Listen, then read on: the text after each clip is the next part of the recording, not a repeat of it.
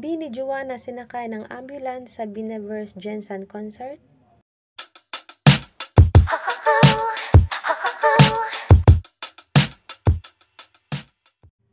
Napansin ng mga fans na di kompleto ang Bini sa Patropiko performance sa Binaverse Jensen concert.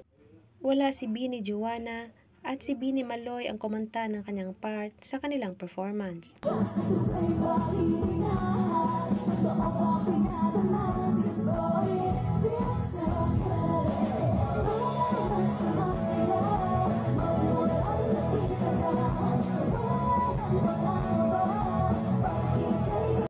Masama ng pakiramdam ni Bini Juana sa solo performance pa nga.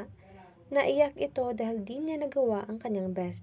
Sa pagkawala ni Bini Juana, it means di na talaga niya kaya. Mas nag-alala pa ang mga fans nang makita ang ambulance na nakaantabay sa likod. To request an ambulance, it can be for precautionary or something serious. A comment from a fan, "She's not feeling well po," Jinsan Bloom, said na siya yata yung sinakay sa ambulance. Sobrang sama na ng pakiramdam niya kanina pa lang sa live.